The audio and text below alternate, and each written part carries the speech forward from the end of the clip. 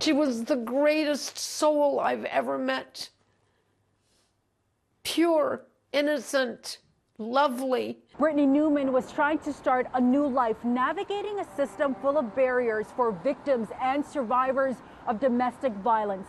On Sunday, Brittany Newman was stabbed to death. Peel police charged her ex-partner and the father of her 2 kids with second-degree murder. She did everything right. She couldn't have done any better. Brittany's grandmother says the young mom left the toxic relationship 3 years ago, entering the shelter system and eventually securing housing with hopes of going back to school and getting a job.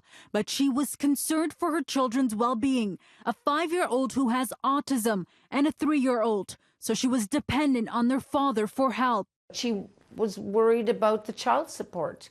She needed the money for the children. Helping women gain financial independence continues to be one of the biggest hurdles for the system, and it's putting women at risk, according to the Ontario Association of Interval and Transition Houses. This is just one of the barriers. There are other organizational gaps that at times are failing women who want to leave a dangerous situation. So the women that come through shelter are also reliant on those other programs that are provided by other organizations. Years ago, the then Liberal government had promised these shelters who are reliant on the funding an increase of 4% annually.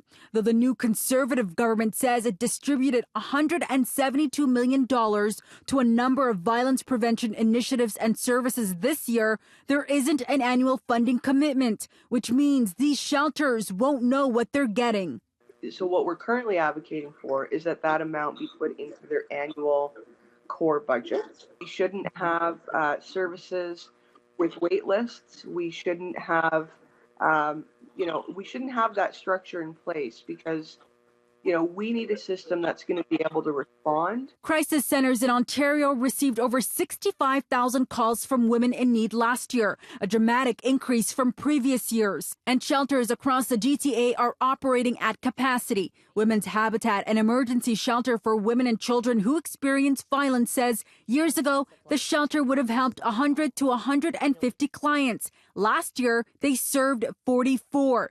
In the past, women were able to get priority housing within weeks. Now it can take months, even over a year, which means women stay longer at shelters, while others may be turned away.